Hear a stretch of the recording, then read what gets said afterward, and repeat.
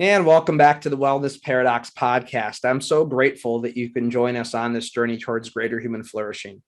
As always, I'm your host, Michael Stack, an exercise physiologist by training and a health entrepreneur and a health educator by trade. And I'm fascinated by a phenomena I call the wellness paradox. This paradox, as I view it, is the trust, interaction, and communication gap between fitness and wellness professionals and our medical community. This podcast is all about closing off that gap by disseminating the latest evidence-based information to help fitness and wellness professionals make more money, help more people, and lead a sustainable career in fitness and wellness. And to do this in episode 41, I'm very excited to be joined by my good friend and business partner, Devin Tarrant. You may remember Devin from episode 15 and episode 20, where we've talked about different aspects of personal and professional development. And in this episode, we're going to talk about the concept of perspective taking, or probably an easier way to put it as Devin defines it, is how we tell stories to ourselves and how those stories impact our actions. And I think this is profound, both on the level of how we coach our clients and our patients towards health behavior change, but also around the stories we tell ourselves and how it influences our decision-making as leaders strategically, how it influences the way we act with the teams that we lead. This concept has such broad-reaching implications. And sometimes when you talk about storytelling, perspective taking, these more abstract concepts, it can stay in that realm of abstraction. But in this conversation, I'm very grateful that Devin is able to take it from the abstracted realm and then push it down to something that's much more tangible and actionable towards the end of the podcast. So I really hope you enjoy this conversation. There'll be some information on the show notes page for this episode, not as much as what we would typically have, because this is more of a thought-like podcast. But for that show notes page, please go to wellnessparadoxpod.com/episode 41. Please enjoy this conversation with Devin Tarrant.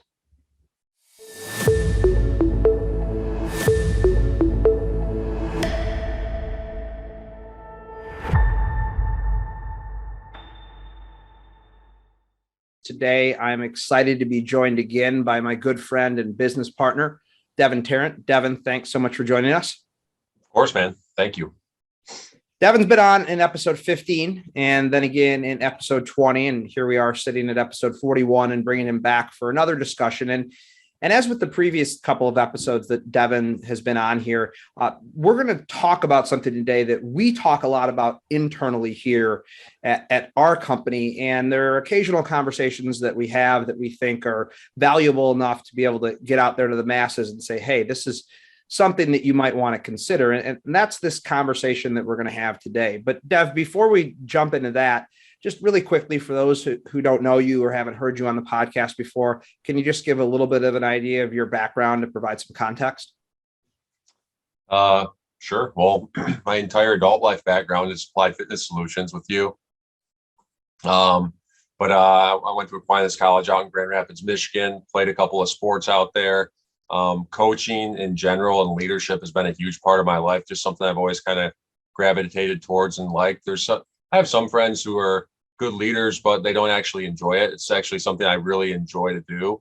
And this conversation today just comes from the last 12 years of experience working with our team and realizing the power of perspective and the power of storytelling in our own minds and how that kind of shapes our reality. So I don't know if that's what you're looking for, but yeah, that's perfect. And yeah, Dev spent his entire professional career with our company, Applied Fitness Solutions, and we're a commercial fitness company in southeastern Lower Michigan, and we work with a lot of adult general population clients. And much like I'm sure a lot of the listeners who are owners and operators, we have had a staff of mid-20 somethings that has worked for us the entire time. And this discussion is going to be around how to navigate that stage in your life professionally, if you are one of those professionals, but it's also going to be around how to help manage and lead those professionals. And as we're going to talk about in this discussion, we've made a lot of mistakes at a leadership level. We've made a lot of mistakes when we were practitioners ourselves. And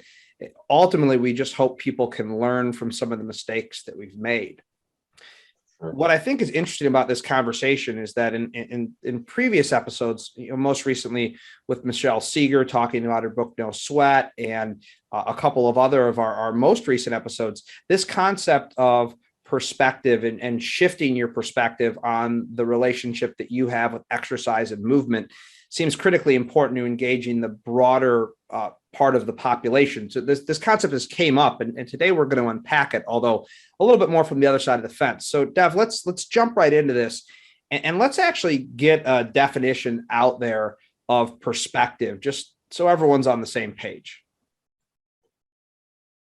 I've actually never defined perspective before for myself, but I think the best way for me to define it in terms of how I look at perspective is the internal story that I'm telling myself about a given situation.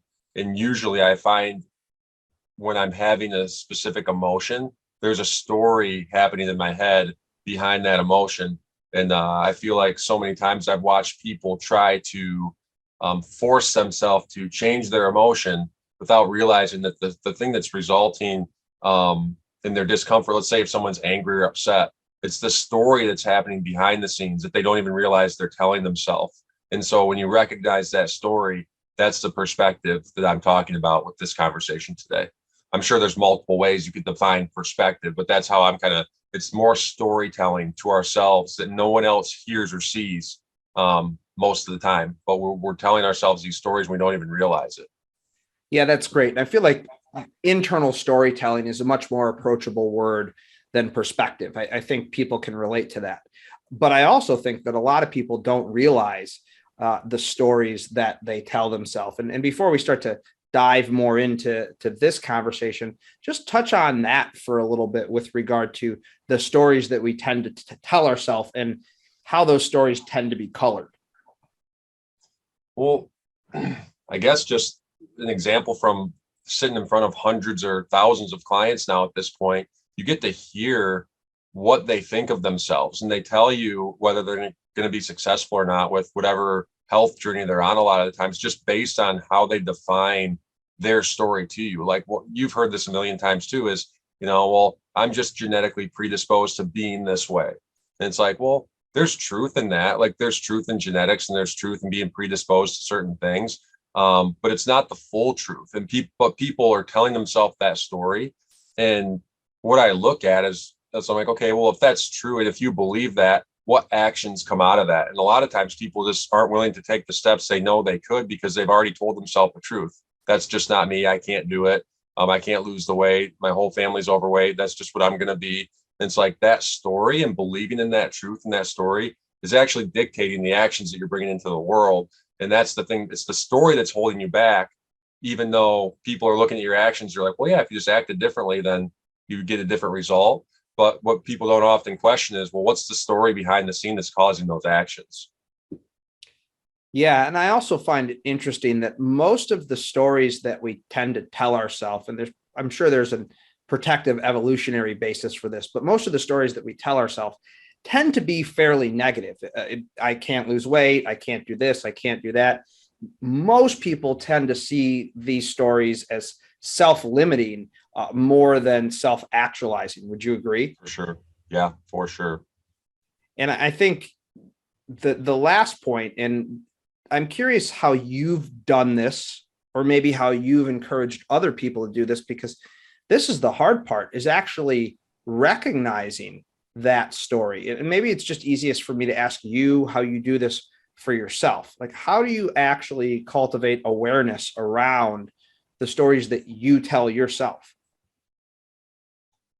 Well, I think that really starts with first, it's observing the people around you in your life that you look up to, the way that they conduct themselves, the way that they problem solve, the way that they handle their emotions, and take time to think through things. And after you observe them and watch them, you can just ask, like, what are they doing different than me? And I just learned over time that most of the time it was they were telling themselves a different story. We can actually work through this really quick with you, I guess. And an example is, think of like a pet peeve you might have, like what's something that just kind of annoys you? Like, I know I'm kind of putting you on the spot, but there's things that annoy all of us. I'm laughing because the thing I'm going to tell you, you're going to laugh at and probably think was the first thing that I would say is if someone's late. Yeah. So when someone's late to, let's say they have a meeting with you and they're late, what's the first, like, if that annoys you and it brings up anger and annoyance and resentment a little bit, I'm not saying it's like a malicious thing, but it just happens to you. What's the story you're telling yourself that leads to that thing? Oftentimes. The first story is they don't respect me and they don't respect my time. Exactly. And so when I've observed the people that I really look up to in life that have way more patience than me, they might tell themselves that story and then that leads to like a negative emotion. They catch it and they're like, I don't have all the information here. So instead of telling themselves that story over and over and over, they ask the person what happened. They might voice their concern and tell them, hey, this is how I'm feeling. This is why. Is that true? And then you'll get a whole new story most of the time. And usually it completely changes your emotion and your feeling towards that person. It calms the whole situation down. Sometimes they are just disrespectful, and that's okay too. But that's just telling you, okay, well, maybe this is a person I shouldn't deal with in my life if I don't have to, But it's the story. The thing that annoys you about that isn't necessarily the person. It's the story you're telling yourself about that person in the moment. It's the same thing as getting cut off in traffic. That's probably the example I use the most for my team. Is everyone gets upset when you get cut off in traffic, just about. But the reason you're upset isn't because you got cut off. It's because you're telling yourself that person doesn't care about you, that they put your life in danger, that they think their time's more important than yours, and how dare they do that, when really we have no idea what's happening in that car. It could just be a complete lack of awareness. There could be some sort of emergency. And if you change it to that story, whether it's true or not, I always try to ask myself, like, is the emotion of anger serving my life well? Like, is that walking me towards what I want to be in life? And most of the time it's not. And so if you have the ability to change the story, to change your anger, why not do it? And I've realized over time that's actually a skill. It's a skill that we don't really learn to cultivate. I wasn't really coached into it. It was something I observed and journaled on and wrote, like, why is this person always seem to have their emotions under control more than me? And it's because they had control of the stories they were telling themselves day to day, and they might not even realize they're doing it. Yeah, it's very interesting to hear you break that down in my example or in yours of the traffic. And this gets me to think of the ACT framework. And we've talked about ACT, or acceptance and commitment therapy, a couple times on the podcast. We were fortunate enough way back in episode 5 to have Stephen C. Hayes, who's the father of ACT. And a fundamental tenet of ACT is the concept of workability around our stories. It's not if a story is true or not true. It's a matter if it's workable or not, in the sense that, does it move you towards the person that you want to be, or does it move you away from the person that you want to be? And I think sometimes we're too wrapped up in the quote unquote truth, when the truth in point of fact really doesn't matter. It's what brings you towards the life that you want to live. Exactly.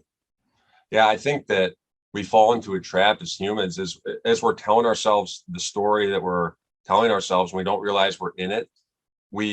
There's truths all over the place. Like, that's the dangerous part, is there's a lot fewer like 100% truths. Like, if I throw a rock up in the air, it's true that it's going to come down because of gravity. Like, that's a truth that no one's going to really, unless we're on a different planet or on the moon, like, it might be different, but gravity's gravity. That's a truth. But when we're telling ourselves a story about who someone is or why they did something, we treat those stories as truths, like they're a hard scientific truth, when it's just not, And so we don't like to admit to ourselves that we're wrong. But so many times in my life, I'm just like, it's okay, man. You told yourself a story about that person that's not true. And that colored the entire relationship with that person from start to finish, and it did myself a disservice.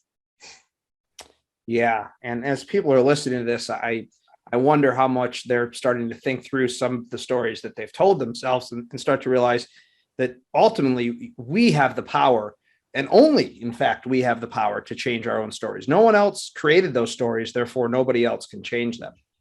Mm-hmm. Which kind of gets us moving into this discussion today. I think this is a fascinating philosophical conversation at this point, but it doesn't do anyone any good if we don't talk about it actionably. And I think moving into this next part of the conversation, I'd like us to kind of bifurcate our discussion into fitness and wellness professionals, those frontline people that are working with clients and patients every day, and then owners and operators and leaders in business and how they can use this. And I think maybe let's start with the owner, operators, leaders in a business to talk about how they can utilize perspective for their own benefit as a leader, but also in the role of leading their team. And then from there, we can go on to the frontline fitness and wellness professionals. So how would you say, like you as a leader, we've gone through some very challenging times here as a business lately. And I'm sure that you've had to really use your perspective shifting abilities to even make it through. And I don't know if you want to use that as an example or something else, but let's just talk through how leaders can use this concept in their leadership of their teams. Yeah, I think as a leader, I'm going to use a Star Wars reference for you because I know you love Star Wars. But in my story, most of the time I'm Luke Skywalker. In your story, most of the time you're Luke Skywalker. Like everyone's Luke Skywalker in their own story.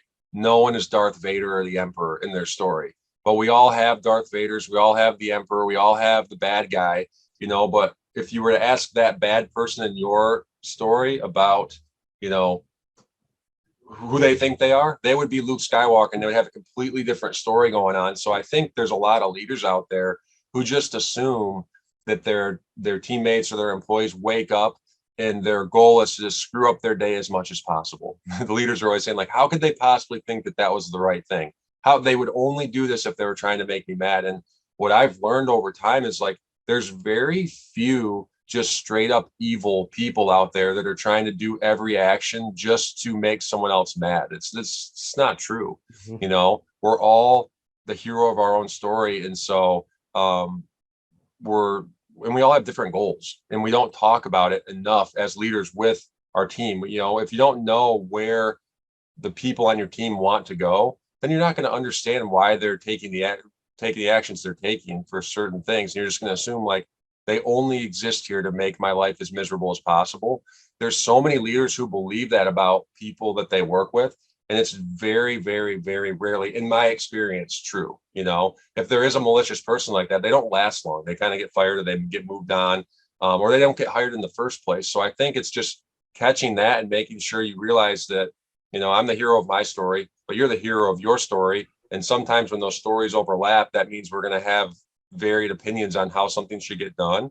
And we don't ask enough questions as leaders of corporations about why someone did something, because it's very revealing when they start to tell their story to you. And it just helps you understand what motivates that person, why they did what they did, how you can connect with them in the future or do better yourself. So I think that story about being the hero in your own story and then not realizing that everyone else is also, every single person you see during the day is the hero of their own story.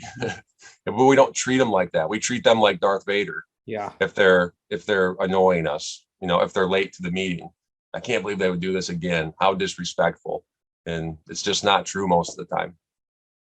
Well, first off, thank you for the Star Wars analogy. For those of you that don't know Star Wars, Darth Vader's the bad guy, Luke Skywalker's the good guy, and that's what Devin was alluding to there. I think what's fascinating about what you just said, and it really expands the breadth of our discussion here, it's that it's not just understanding your own stories, it's being very curious around other people's stories and not asserting the story that you've created for them onto them, but rather being curious about their story. And yes, how as a leader, how do you do that? Like when you're actually in that moment and you see that you have a story already built up, how do you start to diffuse away from that and actually start to engage with what could be their story?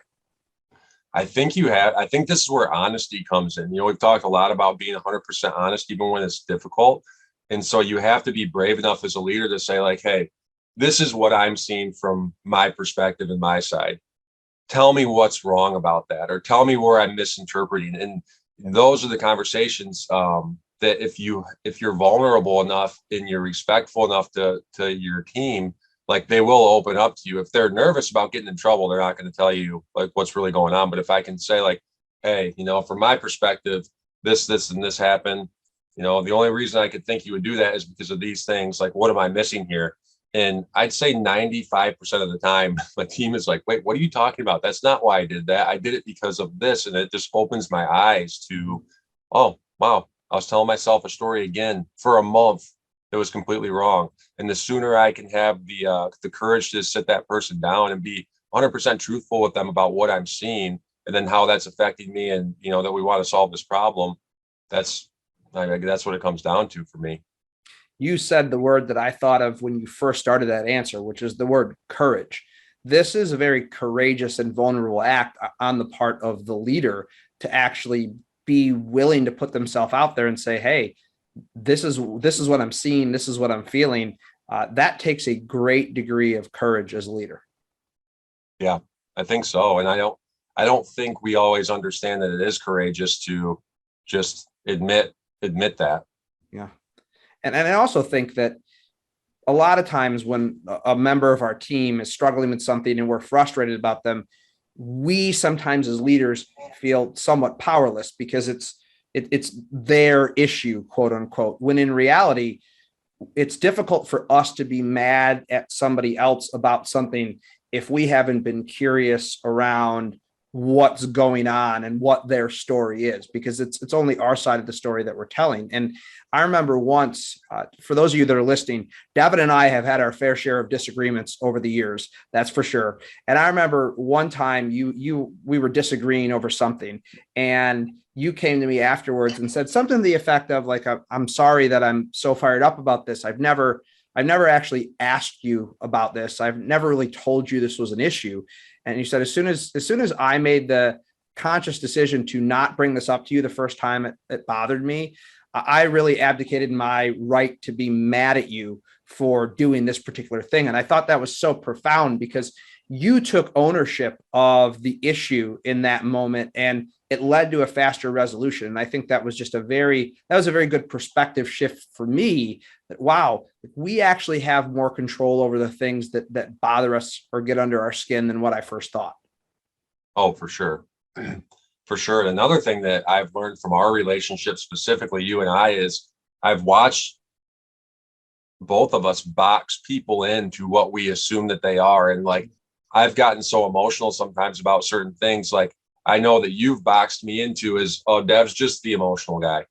Yeah. He's just being emotional, which is true, but I'm more than just the emotional guy. With some other people on our team, we might think like, oh, that's the business minded person, so we take their business ideas more serious. This is the fitness minded person, so we assume that they know what they're talking about a little bit more, when that might be true to a certain extent, but people aren't just what we box them in as. And so I've boxed so many people in my life and not giving them credit where it's due, whereas Mike's just like, he's going to put his head down and work. And that's just the way he always is. It's like, yeah, you're going to outwork everybody, but there's a lot more to you than your work. Yeah. And that story of me telling myself that, there's been times where I'm like, I'm not even going to bring this up with Mike because he doesn't think like I do. He's not as emotional. He's not as this. And that story is exactly what you just defined. You just, when I started to realize I was doing that to myself, I could come to you, and our relationship got much better after that. But I had to fail at it hundreds of times. You had to bear the brunt of that failure so many times too. Yeah, and likewise with the comparison that you gave with me boxing you into being the emotional guy. And just so everyone's clear who's listening, that's not like something Devin and I figured out like 7 years ago and everything has been hunky dory ever since. This is something, I don't know, this is probably a couple of years ago, 10 and some odd years into our relationship. Nope. And it's just, it's interesting. I'd like to take a quick break from today's episode to tell you a little something about one of our sponsors. As all of you are well aware, addressing the wellness paradox is a lifelong passion project for me. And when you're going to go on a long journey, it's difficult to go it alone. You need to find like-minded individuals that are willing to go on that crusade with you. And that's exactly what I found at the MRF Institute. The team over at the MRF Institute creates educational content for fitness and wellness professionals who are serious about becoming a part of our healthcare continuum. Getting on the healthcare continuum is all about leveling up our skills to be looked at as that valued resource provider. The wellness paradox is certainly an avenue for you to do that, but we need many different levers to pull if we're going to get there. And the MRF Institute is definitely one of those levers. You can go to their website, mrfinstitute.com, selflimiting.org to find all kinds of great, informative, free informational content. And if you choose to engage with any of their paid content, they've created a coupon code specifically for Wellness Paradox listeners.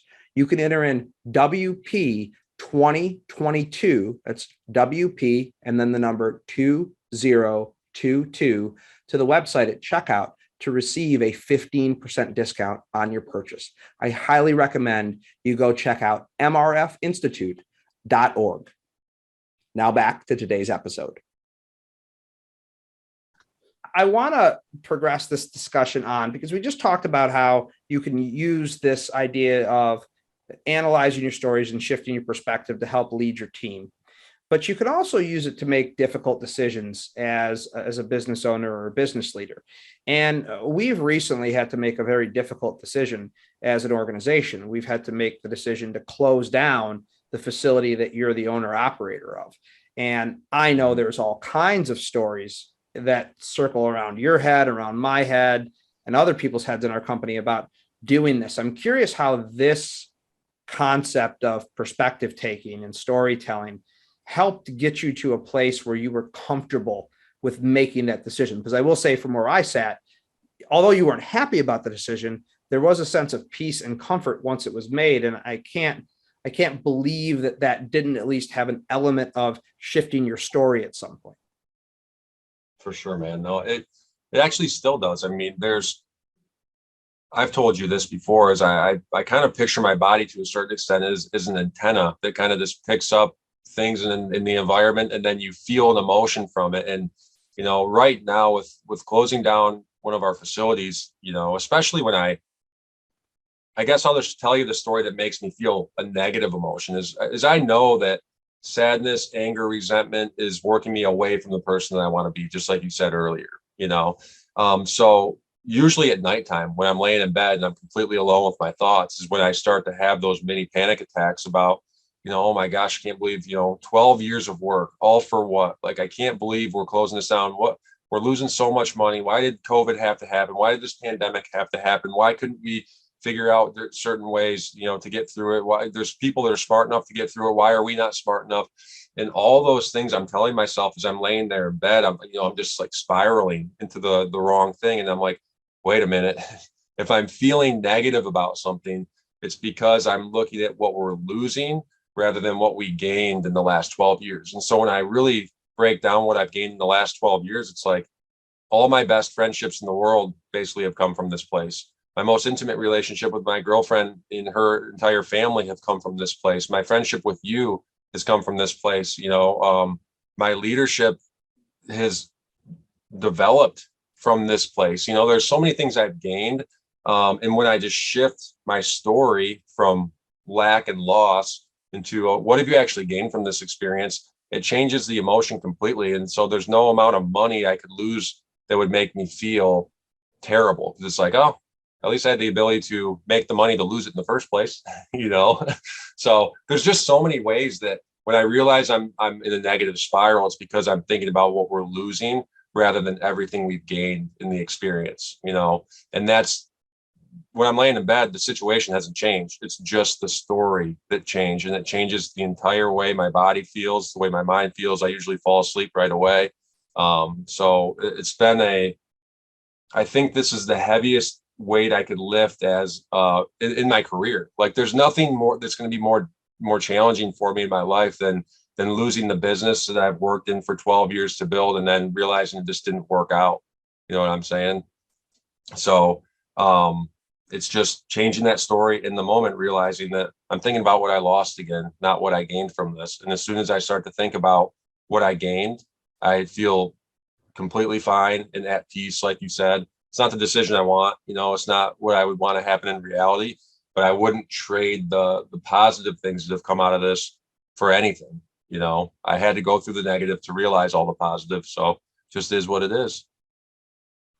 Yeah. Well, first, thank you for sharing that. I think anyone that's ever been in a business that failed knows how emotional it is. And I'll say, because I watched it with my own two eyes, like most fitness businesses, this was not just a labor of love. This was a a labor of life. Devin lived here, literally lived in the building we're in right now. I think the office that's 2 offices away from yours, he had a bed in there. And I know it's a really emotional thing when you're forced to step away from something like that. And I've been incredibly impressed and grateful with the grace that you've handled this with from your perspective, but that's not an accident that you're handling it like this. Like, it's easy. It would be very easy for you to continue down that rabbit hole and spiral into a very, depressed and anxious position, but you haven't. Not to say you haven't had some challenging moments, because I've had those same ones. But I think this is the reason I wanted Devin to tell that story. And we're going to do a larger conversation with myself and a couple other members of our leadership team in an upcoming podcast to really help break down the decision and kind of how we came to the decision to close our business. And I don't want to steal too much thunder from that discussion, but it definitely is something where I think we're at a stage in our industry. And when this podcast is airing, I always like to say, I hate to break the magic of Hollywood. We don't record these live. We're recording this in December. It's coming out in the end of February.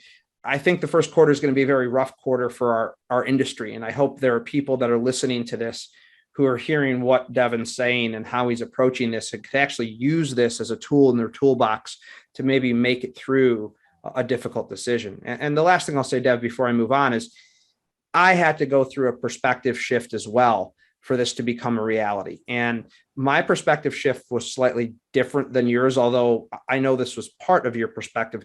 The story I was telling myself that caused me not to wind this down was I never quit. Quitters never win. Like you and I talked about that. Like, how many times have you heard that?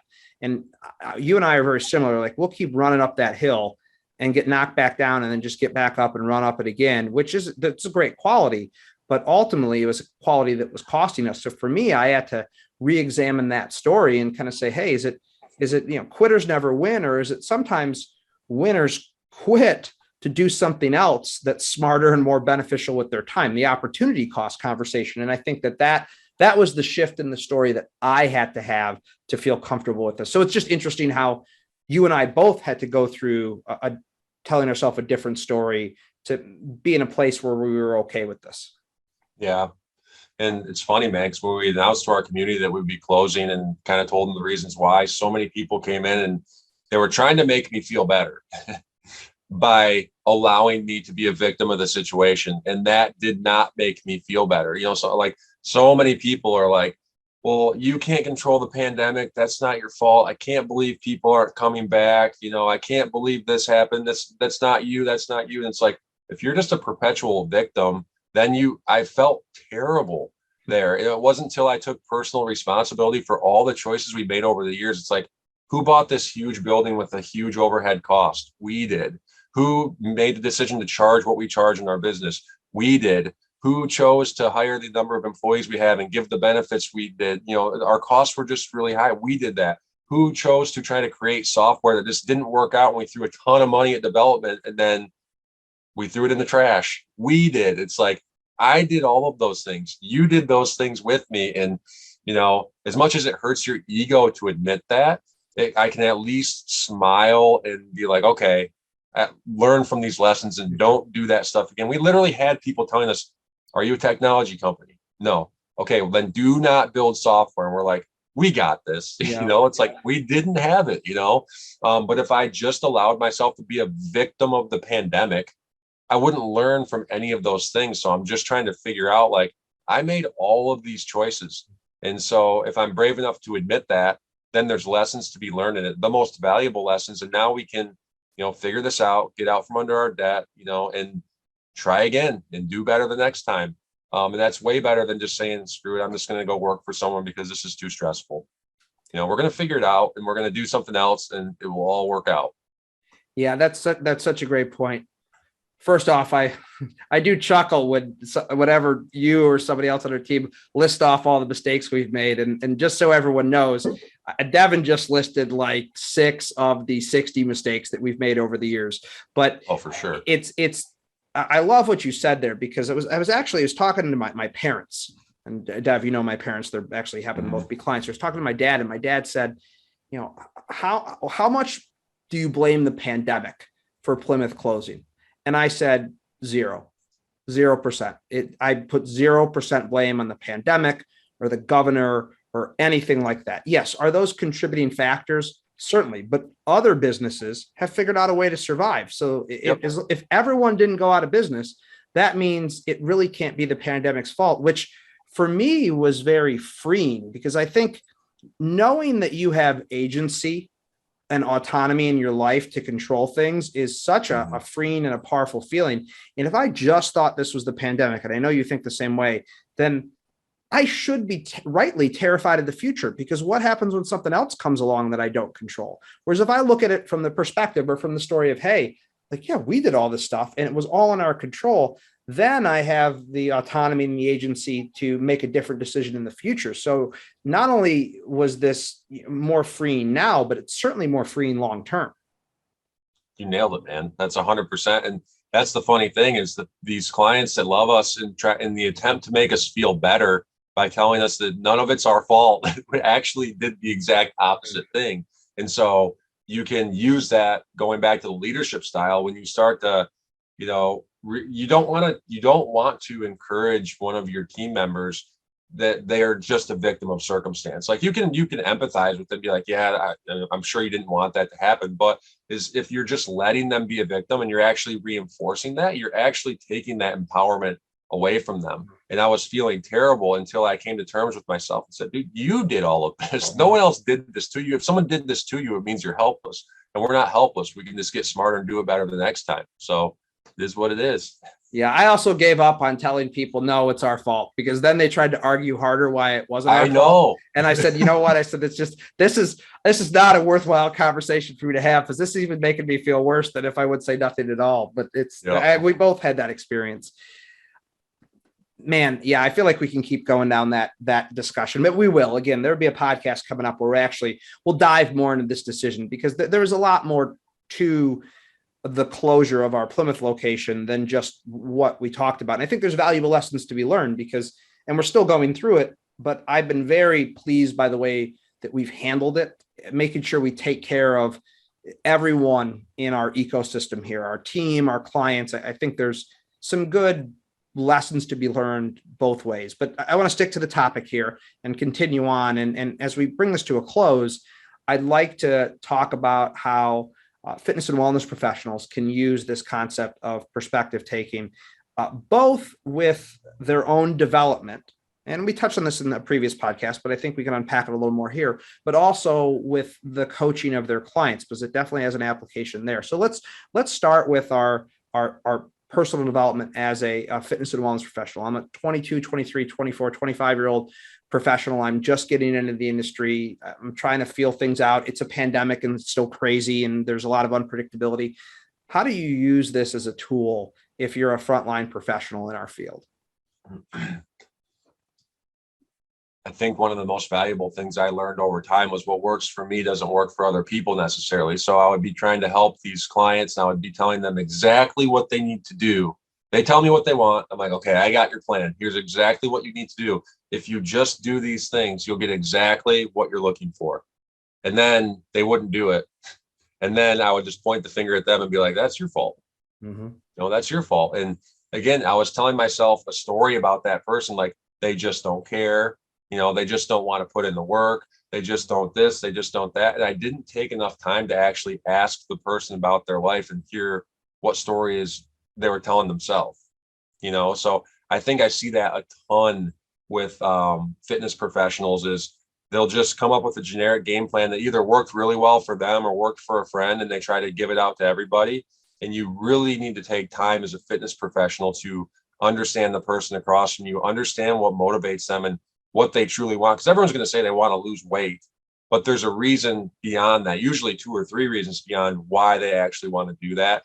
And so unless you dig into their story and try to actually figure that out and figure out why they're not doing certain things, that generic plan that you've developed that you thought was just perfect for your first 5 people isn't going to be the right plan for the next 100 necessarily. Sometimes there's certain personality types in the world that exist. I do believe that. So there's a certain percentage of the population where that specific plan will work for most people. But there's so many times where I've watched my team try to force the same plan on all these different personality types, and it just doesn't work. And unless you try to sit down with that person and figure out their story, it doesn't matter how perfect your plan is, it's not perfect for that person. Yeah, and the first thing that came to my mind when you said that is you've talked about the 7 whys exercise. Mention that, because I think that gets to a degree to the heart of what you're talking about here. Yeah, I think that we often just develop those plans I was just talking about based on the first why. When you ask them, okay, well, why are you here today? Well, what do you want? They say, well, I'm here because I want to lose weight. And we're like, okay, good. Here's your plan. It's like, no, why do you want to lose weight? And then they say, well, I'm just not comfortable in my clothes. I'm not comfortable how I feel. It's like, okay, well, why do you want, like, what do you think your life would get? What do you think you get out of life if you felt more confident and, your clothes fit better? Like, well, I think I would do all these things. Well, why is that important to you? And if you ask why enough times, you'll basically distill it down to, like, they want to help make the world a better place, but they're trying to do that by starting with losing 20 pounds, but that's just not a strong enough why to actually get them to move on. And again, I've used this example before, but probably one of the most successful whys is you get down to, like, someone that's 65 and they have a new grandchild and they can barely, get up and off the floor with them. And it's like, they don't want to lose 20 pounds. The reason they want to lose 20 pounds is so they can crawl around on the floor with their grandkids and live the most pain-free life they possibly can for as long as they can with that kid. And it's like, you need to figure out that person's story, because if that's the truth, every time they're slipping up, you need to bring it back to that. Not bringing it back to the scale, not bringing it back to what they ate that day, bringing it back to that grandkid that they want to be crawling around on the floor with. And I don't think we do that well enough as an industry. Yeah, I think there's a degree of impatience amongst professionals, which is ironic because we often talk about how impatient our client seems. And I think that's born out of a desire to provide as much tangible value as quickly as possible. And I think that people associate that value a lot more with, oh, I gave this person a meal plan, or, oh, I gave them a kick butt workout, rather than sitting there and having that conversation. We talked with Michelle Seeger on her podcast recently, episode maybe 35 or 36, that you can go back and listen to. But the first part of her framework for behavior change around physical activity is her MAPS framework, is meaning. Why are you doing the thing that you're doing? And we talked about in that podcast that it doesn't start with the feet in this kind of an endeavor. It starts between the ears. And you're saying the same thing, except in a different way. And I think that's so incredibly valuable. Yeah, we spend a lot of time. We just waste a lot of time in general in life. And it's crazy. If you took 20 minutes to actually sit down with a journal and write, okay, why do I want this thing that I think that I want? And then after you get that answer, you ask yourself, well, why is that important to me? And then you get that answer and you ask, well, why is that answer important to me? It only takes 20 or 30 minutes. But what you learn about yourself in that 20 or 30 minutes could literally change your life. And we just don't take the time to do it. So I guess that might be the one thing. Like, if anyone takes something from this podcast specifically, it's like, figure out your story, sit down and ask that question of why am I doing this thing? Why is it important to me? And then set up your goals around the deepest why you can get to, rather than the first one that you get. It's funny that you kind of wrap this up with an actionable statement going away, because my last question to you was going to be, if you can give everyone one actionable takeaway, what would it be? And I think that's an amazing takeaway, because that is something, if you're a leader who's leading a team, a business owner making a strategic decision, a fitness and wellness professional trying to coach a client, or trying to determine your own career trajectory, that exercise is applicable to all those various arenas. And the last thing I'll ask you to touch on is, why is that such a challenging thing for people to do? So we've just given people this suggestion, this action item of, hey, take some time, reflect, get to the deeper meaning of why you're doing what you're doing. A lot of people know that they should do that. And we talk to our teams about this all the time. So as we're sending people off with that as their action item, what should they be aware of that may prevent them from actually sitting down and doing it? Because we see this with our teams. We tell them to reflect and they don't in some cases. How would you coach people around maybe some of the inertia that prevents them from doing this?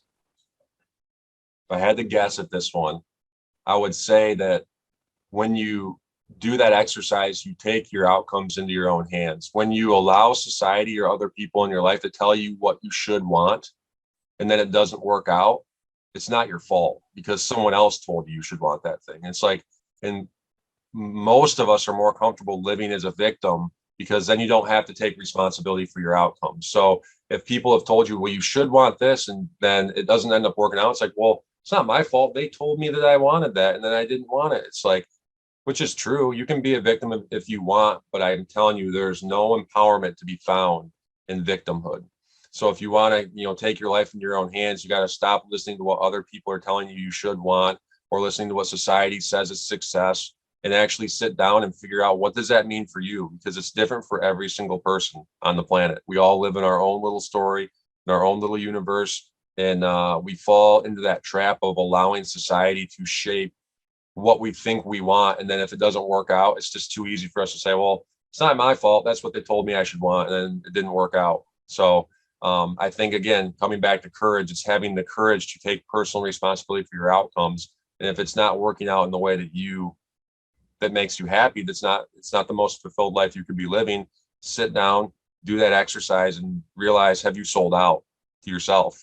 Have you sold out and you're just chasing after what society says you should chase after, even though you know that it's not leading you down the path that you want to be in life? And I think that that's very scary for most people. And I think that fear in taking the personal responsibility is the thing that actually holds people back.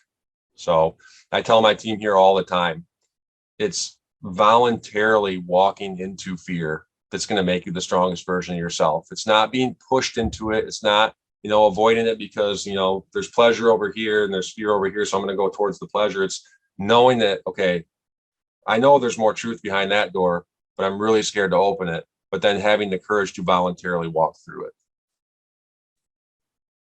I can't think of any better way to sum up our conversation than what you just did. So, Dev, as always, these conversations are illuminating. Thank you so much for joining me. Yeah, for sure, man. Thank you. Well, I hope you enjoyed that conversation with Devin as much as I did. If you found it insightful and valuable, please share with your friends and colleagues. Those shares do make a difference for us. Any additional information we'd like to share on this episode can be found by going to the show notes page at wellnessparadoxpod.com/episode 41. Please be on the lookout for next week's episode when it drops on Wednesday. And if you have a moment, please leave us a review on your favorite podcast platforms. Those reviews are one of the best ways for us to grow the podcast. Until we chat again next week, please be well.